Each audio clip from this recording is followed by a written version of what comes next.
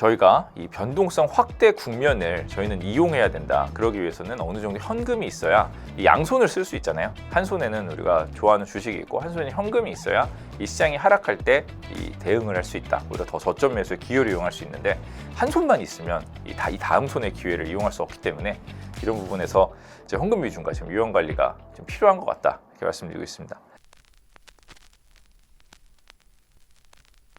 안녕하십니까, 주식일타 김기훈입니다. 지금 나스닥 지수가 변동성이 많이 커지는 것 같아요. 그래서 보시면 나스닥 지수가 한 번 하락하고 이렇게 올라가면은 조정일 수 있는데 저 여러 차례 변동성이 확대되고 있어요.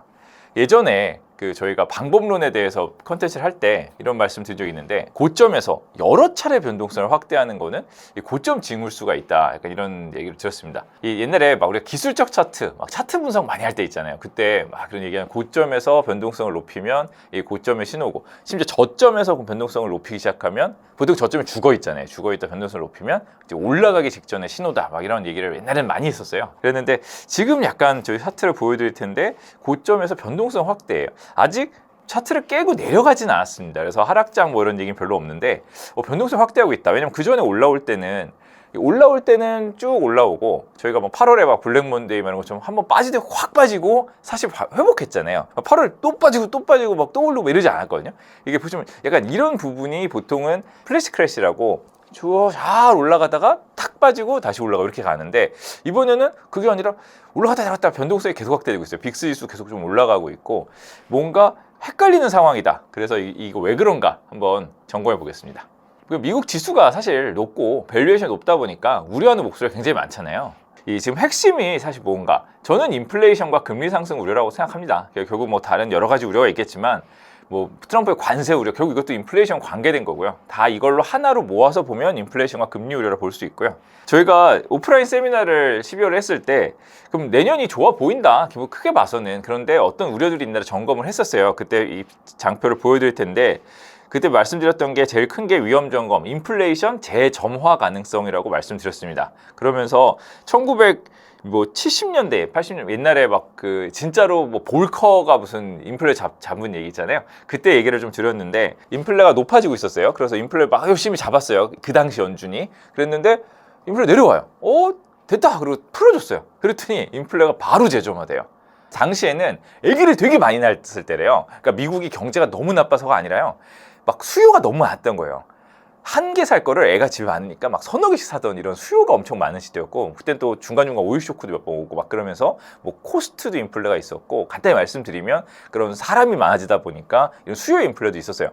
인플레이션 계속 압력이 있는 거예요. 그러니까 그걸 잡기 위해서 금리를 여러 번 올렸다가 잡힌 줄 알고 내렸다가 다시 올라가고 또 잡고 또 다시 올라가고, 그 과정에서 주가는 역축으로 인플레 올라오면 다시 또 주가 빠지고 막 계속 이렇게 됐습니다. 그 과정을 차트로 보여드렸는데, 묘하게도 지금쯤 되면은 이렇게 인플레 잡히는 듯 하다가 재점화되는 구간이더라. 이게 차트 붙이기 좋아하는 사람도 있잖아요. 이거 꼭 맞는 건 아닙니다. 옛날에 엔비디아 곧 꺾인다고 얘기하면서 맨날 시스코 IT 버블 때 얘기하면 차트 붙이게 했는데, 엔비디아는 사실 그때 아직 안 빠지고 있죠.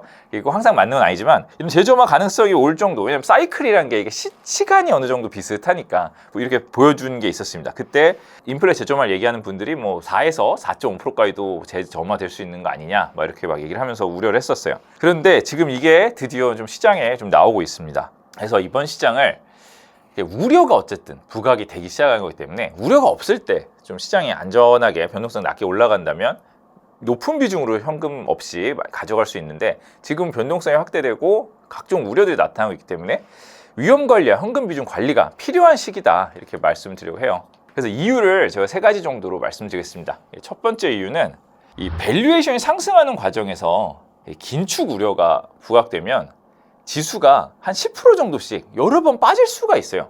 상승장이라고 해도. 그러니까 그게 딱 그 사례가 99년 IT 버블 때인 것 같아요.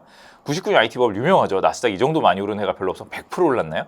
1년 동안 계속 엄청나게 올랐는데, 이게 멀리서 보면 아름답습니다. 근데 저희가 99년에 가서 주식 투자를 한다면 어려울 수 있어요. 드로우다운이라고 그러잖아요. 고점에서 주식의 일시로 확 빠지는 정도가 10% 정도면 미국에서 많이 빠졌다고 하잖아요. 1년에 10% 한 번 보고 지나가는 때가 많아요. 근데 당시에는 1년 기간에 2월부터 다음 1월까지 7번이 발생했습니다. 10% 하락 7번이에요. 합치면 70%가 넘을 텐데 그걸 뚫고 장이 100% 올랐으니까 이 드로우다운이 나오는 때는 많이 빠지고 나머지가 계속 올랐던 거예요. 근데 이렇게 좋은 장인데 왜 이렇게 드로우다운 10%짜리 하락이 왜 이렇게 많이 나왔을까요? 당시에 보시면 이 금리도 계속 올리고 있어요. 긴축 와중에 AI 성장 기대와 긴축이 같이 있었던 거예요. 공존한 기간입니다. 그럼 긴축 기대가 나오면 장이 10% 빠져요. 그런데 AI 성장 기대가 있으니까 장이 뭐 한 20%또 올라요. 그 다음에 또 긴축 기대가 나와요. 왜냐면은 그 뭐 FOMC가 때때로 있고 뭐 이런저런 이제 무슨 발표 때나 이럴 때 긴축 우려가 인플레 우려와 함께 계속 부각됩니다. 그리고 또 10% 빼요. 그럼 또 올라가요. 또 10% 빼요. 이렇게 계속 반복됐어요. 99년 내내 그랬습니다. 그러니까 이번에도 어떻게 보면 비슷한 것 같아요. AI에 대한 성장 기대는 저희도 그렇고 많이 갖고 있잖아요. 실제 사실이기도 하고요. 그리고 그때와 99년과 다른 거는 숫자로 보여주고 있잖아요. 숫자가 늘어나고 있어요. 그래서 AI 기대가 현실적으로 있다. 그런데 긴축 우려도 있는 거죠. 인플레이션 올라가는 것도 사실 아주 지금 인플레 숫자가 가시적이진 않지만 뭐 이번에 ISM에서 봤던 것처럼 약간씩 확인이 조금씩 되고 있는 듯 해요. 그래서 인플레 우려도 사실 실제하기 때문에 지금 봐야 된다. 그래서 이번처럼 AI의 기대로 장이 오르고 긴축 우려로 장이 빠지고 AI 우려로 장이 오르고 뭐 금리나 인플레 우려로 장이 빠지고 이런 게 반복될 수도 있는 것 같아요. 그래서 그 99년 사례를 설명을 드렸고요. 당시랑 또 다른 점은 그때는 정말로 금리를 올리고 있었고요. 지금은 아직 추세적 긴축 국면이 아니죠. 뭐 금리 올린다는 얘기는 전혀 없잖아요. 단지 금리를 많이 내릴 줄 알았는데 올해 4번 내릴 줄 알았는데 2번 내릴 수 있고 최근 우려는 1번 내릴 수도 있다. 여기까지 약간은 완화가 축소되는 거. 이제 거기서 긴축으로 가냐? 뭐 이런 우려가 있는 건데 추세적 긴축이 나오면 제 생각 이 정도 밸류에이션 무조건 빠짐. 이거는 버티기 쉽지 않을 거예요. 여기서 긴축이 나온다. 그러면은 저는 버티기 쉽지 않을 거라고 생각하는데 아직 긴축은 아니기 때문에 약간 이런 그 변동성을 겪으면서 시장이 움직이지 않을까 이렇게 정도로 보고 있습니다. 근데 왜 위험 관리를 선제적으로 현금 관리를 좀 하자 얘기를 했냐면 제가 이번에 지표 발표하면서 장이 좀 흔들릴 때 막 새벽에도 막 글을 썼어요. 새벽에 글을 써서 이 정도 인플레 우려가 있으면 사실 이게 실제 하는 거를 아직 판단하기 전에 먼저 좀 선제적으로 위험 관리, 현금 비중 관리를 좀 하자 이렇게 얘기를 드렸습니다. 왜냐면은 이게 먼저 관리를 한 사람은요 이 장이 더 빠지잖아요. 그걸 기회를 삼을 수가 있어요. 내가 주식이 100이 있었는데 50으로 줄여놨어요. 그럼 현금이 50 있잖아요. 장이 빠지면 이 두 가지 마음이 듭니다. 내 주식 들고 있는 게 하락하네 해서 괴롭기도 하지만 나 이거 50 현금이 있는데 시장이 10% 하락하면 종목들이 20, 30% 빠질 수 있잖아요. 그럼 여기서 나는 이거 싸게 사가지고 수익 낼 수 있겠네. 이런 기회에 대한 생각이 또 들거든요. 그런데 풀로 들고 있어요. 그러면은 장이 많이 빠지고 내 종목이 더 많이 빠지면 이거 팔아야 되나? 바닥에서 지지능을 고려하게 되고 결국 마지막에 또 뒤늦은 위험 관리를 할 수밖에 없게 될 수도 있어요. 그렇기 때문에 저희는 선제적으로 어느 정도 현금 비중을 가져가면서 좀 준비를 해두면 오히려 이런 10% 드로우다운들을 우리의 기회로 이용할 수 있기 때문에 하자. 장을 하락장으로 봐서가 아니고요.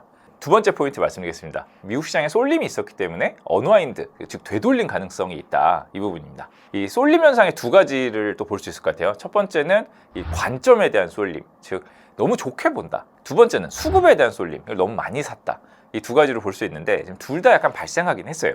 여기 보시면 지금 작년 연말이 되면요. 우리나라 증권사도 그렇고 미국 증권사들도 25년 예측을 해요. 23년, 24년 예측을 했고 22년, 23년 예측을 했겠죠. 그때랑 다른 점을 보면 지금은 거의 모든 증권사가 다 시장을 높게 봅니다. 한 2개 증권사만 좀 여전히 뭐 리세션이니 긴축 우려를 하고 있고요. 그리고 그 회사들은 사실 아주 큰 증권사 아니에요. 그러니까 큰 증권사는 거의 다 굉장히 좋게 봅니다. 그런데 23년, 24년 실제로는 미국 주가가 많이 올랐잖아요. 근데 23년, 24년이 되기 직전 해 연말에는 그 해를 안 좋게 봤어요. 사실 내년을 더 낮게 쓰는 일은 일반적으로 많지는 않잖아요. 내년을 보통 더 높게 씁니다. 이익이 성장하고요. 해가 가면서 주가 올라간다 생각하지 주가 떨어진다 생각하지 않잖아요. 근데 23년에 모든 증권사를 굉장히 보수적으로 봤어요. 한 4천 정도 평균이었는데 23년 말에는 4,800 정도로 끝났어요. 24년이 됐어요. 그러면은 굉장히 보수적으로 봤으니까 돌아설 만도 한데 24년에도 또 안 좋게 봤어요. 이 기사를 보여드리면 24년은 어느 정도 봤었냐? 뭐 제일 높은 데 보시면 5,100, 뭐 중간에 뭐 4,000 몇백지 보통이죠. 평균이 4,800이었다고 해요. 그런데 사실 24년 저희가 지금 알고 있잖아요. 6,000까지도 갔다가 뭐 총 5,900 정도로 마무리했죠.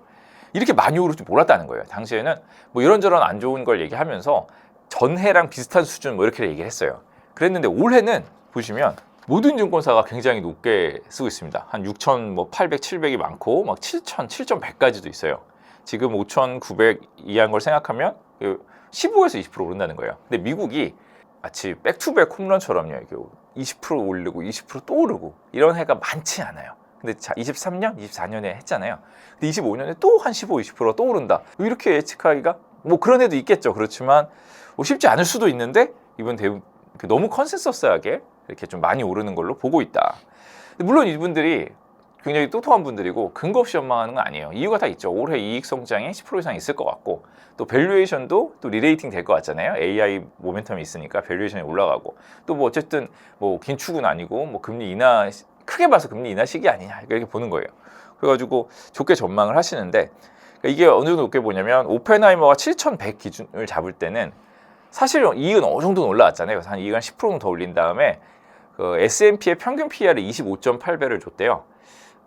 높긴 합니다. S&P 지수의 평균 PR이 26배 이렇게 되는 적은 잘 많지는 않아요. 한 20배 정도의 거래가 되는데 평소에는 좀 많이 좋습니다. 이러면서 그 밸류를 높게 보는 거죠. 그런데 이 금리 상승 전망이 안 좋은 점, 금리는 시장 밸류에이션을 좀 낮추는 경향이 있잖아요. 그렇기 때문에 금리가 여기서 더 올라가면 이 밸류에이션을 높여놔야 갈 수 있는 이 장세에서 이 불리한 점이 된다. 이렇게 보고 있어요.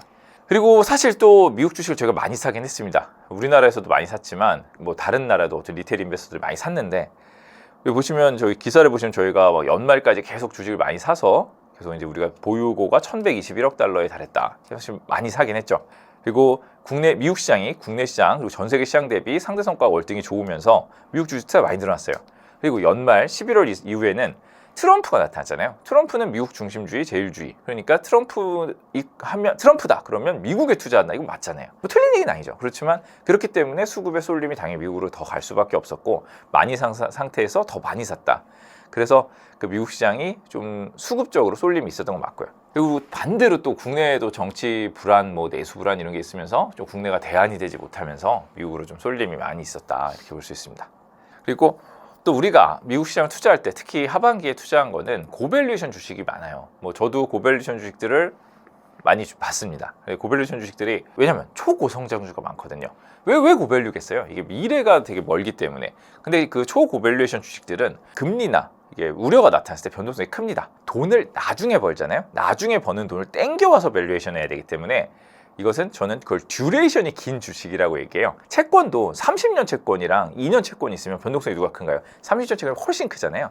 저는 이게 팔을 이렇게 보고 이렇게 이 여기 있다고 생각하면 이 올해 돈을 번 회사는 이렇게 변동하겠죠.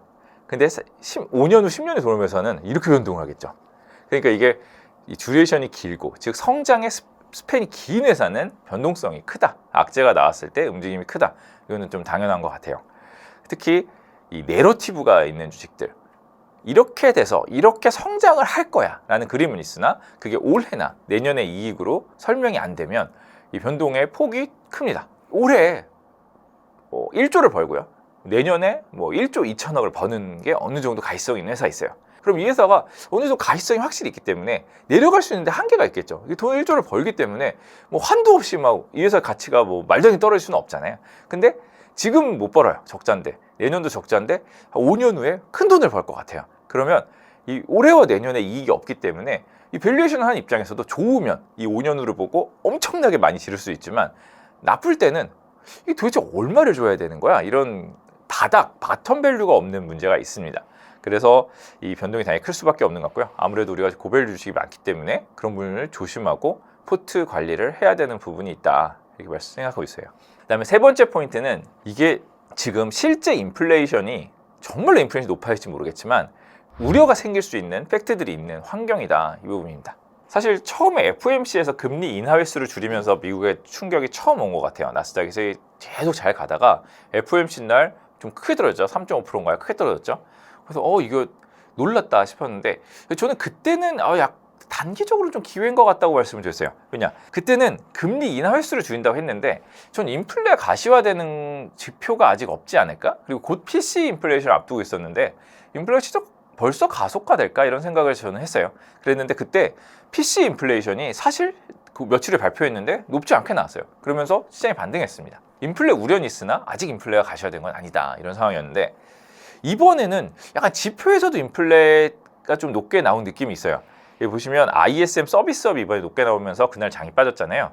그랬는데 이 지수 내에 있는 이 ISM 내에서도 뭐 신규 주문 이런 거 뭐 중요하죠. 신규 주문이 있고 뭐 생산이 여러 가지가 있는데 그 중에 ISM 내에 프라이스가 있어요. 가격 지표가 있습니다. 인플레이션 지표로 대응할 수 있는 지표가 있는데 그게 굉장히 많이 올랐어요. 58을 이 정도 하다가 64까지 한 번에 올랐습니다. 50 이상이 확장이에요. 64면 꽤 빠른 속도로 확장하고 있다. 인플레가 빨리 올라갈 수 있다. 이런 건데 이건 인플레이션 지표는 아닙니다. 왜냐? 인플레이션을 뭐 통계내서 보여준 게 아니라 그건 저희가 보는 CPI나 PC 이런 거죠. 그런 지표가 아니라 ISM은 구매자들에게 설문을 한 거예요. 그러니까 기업의 구매자들한테 뭐 더 생산할 거냐, 더 살 거냐, 막 이런 식으로 설문을 합니다. 인플레에 대한 기대 설명을 한 거죠. 가격이 더 올라갈 것 같아? 그랬더니 다 높게 올라갈 것 같다고 얘기한 거예요. 사람의 기대예요. 여기에는 뭐가 미쳤을까요? 1월이니까 이제 다음부터 트럼프 정부잖아요. 관세 우려나 트럼프가 하게 되는 여러 가지 정책들이 인플레 압력을 줘서 가격을 올릴 위험이 있다. 그런 기대가 있다면 이분들이 높게 설문을 할 수 있습니다. 실제치를 말하는 게 아니라 그들의 설문이니까요. 그래서 이게 좀 빨리 반응을 한 거예요. 그러니까 어떻게 보면 이 지표의 좋은 점은 빨리 할 수 있는 거예요. 사람의 기대까지 반응해서 이렇게 될 것 같은데까지 빨리 볼 수 있는 점이 좋은 점이고, 나쁜 점은 실제 하드 데이터가 아닙니다. 그러니까 실제로 인플레가 올라간 건 아니에요. 근데 여기 지금 인플레의 우려의 구간에 들어갔다, 이런 상황입니다. 그래서 지금 이거를 차트로 보시면 이게 확실히 22년에 우리가 인플레장을 안 좋을 때 많이 인플레 올라갔다가 인플레 잡히면서 이 ISM 서비스업의 프라이스 지표도 많이 내려왔다가 좀 안정화됐다가 최근에 툭 튄 모습이 보여집니다. 지금 물가에 대한 우려가 지금 반영 중이고요. 또 요즘에 유가도 사실 굉장히 낮았었어요. 그래도 12월 때는 유가가 이렇게 낮은데 67, 8불 했었나요? 유가가 이렇게 낮은데 무슨 우려가 있을까 싶었는데 최근에 갑자기 75불 정도까지 유가가 많이 좀 올라왔더라고요. 여러 가지 우려가 있죠. 뭐 날씨도 있고요. 뭐 날씨 때문에 뭐 추운 거 풀리면 좀 돌아갈 수도 있어요. 지금 날씨도 있고 뭐 러시아 이란 문제 자꾸 부각되고 있고 뭐 중국 경기 부양에서 어쨌든 조금이라도 늘어나는 거 아니냐 막 이런 기대들이 다 있어서 유가가 그래도 60불 중반에서 75불까지 올라간 점, 이것도 인플레 우려에 좀 기여하는 것 같습니다. 그래서 저희가 지금 시장이 어떤 부분에서 조정을 받았는지에 대해서 리뷰를 좀 해봤습니다. 그런데 24년 8월까지 보시면 저희가 오히려 리세션 우려 장이 자꾸 빠지고 그랬었어요. 그때는 인플레가 너무 빨리 빠지면서 리세션 우려가 나온다 이런 것도 있었는데 지금은 좀 상황이 완전히 바뀐 것 같아요. 리세션 우려는 아무도 하지 않는다고 그러더라고요. 인플레 우려가 오히려 부각되면서 그럴 때마다 시장이 조정받는 그림을 가져갈 것 같습니다. 저희가 이 변동성 확대 국면을 저희는 이용해야 된다. 그러기 위해서는 어느 정도 현금이 있어야 이 양손을 쓸 수 있잖아요. 한 손에는 우리가 좋아하는 주식이 있고 한 손에 현금이 있어야 이 시장이 하락할 때 이 대응을 할 수 있다. 오히려 더 저점 매수의 기회를 이용할 수 있는데 한 손만 있으면 이 다음 손의 기회를 이용할 수 없기 때문에 이런 부분에서 이제 현금 비중과 지금 유형 관리가 좀 필요한 것 같다, 이렇게 말씀드리고 있습니다. 그리고 저희 포트폴리오를 변경하는 방법도 있어요. 저희가 이번 포트에 사실 내러티브 주식이라고 아까 말씀드렸잖아요. 고성장 주인데 숫자로는 아직 나오지 않고 하지만 굉장히 좋은 그림이 있는 이런 주식들을 좀 줄였어요.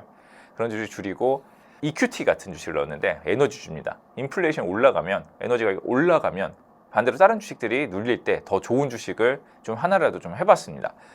그래서 오히려 소비가 활발하고 고금리가 되고 유가가 올라갈 때 수혜주들이 있어요. 그러니까 시장 전체는 그럴 때 약간 눌릴 수 있지만, 그리고 성장주가 눌릴 수 있지만 그럴 때 수혜를 받는 또 포트가 있습니다. 그런 부분을 포트폴리오를 같이 가져가서 저희를 포트폴리오를 잘 만드는 방법도 있을 수 있어요. 저희가 보니까 댓글로 가치주를 지금 좀 보면 어떻겠냐 막 이런 말씀하시는 분도 있고, 뭐 다른 포트 변경에 대해서 말씀하시는 분들도 있어서 저도 열심히 답변도 드리고 같이 공부할 기회 됐습니다. 이런 부분이 두 가지 방법이에요. 현금을 가져가서 내가 좋아하는 성장주를 할 거야, 나는 성장주를 할 건데 현금을 가져와서 나중에 이게 내려왔을 때 오히려 이걸 더 살 거야, 이렇게 가는 방법과, 두 번째 방법, 포트를 좀 변경해서 이 가치주적인 성격이나 인플레이션이 올라오거나 금리가 올라갔을 때도 오히려 더 좋거나 최소한 방어가 되는 종목들로 바꿔서 여기서 수익을 내려가고 이런 부분을 이렇게 맨징한다고 하죠. 이런 부분도, 이런 방법도 있을 수 있습니다. 그러다가 인플레가 충분히 반영됐어 싶을 때 내 주력 종목은 아니지만 포트폴리오 편입했던 종목들을 좀 헐어서 그 주력 종목을 다시 더 사는 방법도 있으니까요. 두 가지 방법에 대해서 말씀을 드렸고요. 그 성장주 얘기를 지금 하다 보니까 꼭 또 한번 짚고 넘어갈 때 부분이 있을 것 같아요. 그러니까 저희가 이런 내러티브 주식을 줄이고 지금 실적이 나오는 성장주 위주로 가져가게 됐는데, 그 이유는 성장주라고 옛날엔요, 금리나 긴축하면 나스닥이 제일 많이 빠졌다고 해요. 근데 지금은 그 22년처럼 나스닥에 세게 빠질 때도 있지만 그때는 실적 하락이 동반됐어요. 단지 금리만 올라가서 긴축 우려로 밸류에이션만 줄어들 때는 생각보다 나스닥 빅테크들이 탄탄했어요. 왜냐? 옛날 나스닥, IT 버블 시절 나스닥은 정말 그땐 다 내러티브 주식이었던 거예요. 적당한 밸류에이션이 나오는 그런 주식들이 별로 없고 다 정말 미래만 보는 회사들이었어요. 하지만 지금의 나스닥 빅테크는 미국에서 돈 제일 잘 버는 회사들입니다. 현금도 정말 많아요. 오히려 돈을 조달해야 될 필요가 있어야 금리가 높은 게 무서운데 이 빅테크들은 현금을 많이 가지고 있어요. 금리가 올라가면 오히려 이자 수익이 발생합니다. 그때와 빅테크와는 IT 버블 때나 뭐 그 사이에 2000년대 초중반 때랑 비교하면 전혀 맞지 않아요. 지금 이 빅테크는 오히려 돈을 잘 버는 밸류가 충분한, 어쩌면 어느 정도의 가치주 성격도 있는 회사들이에요.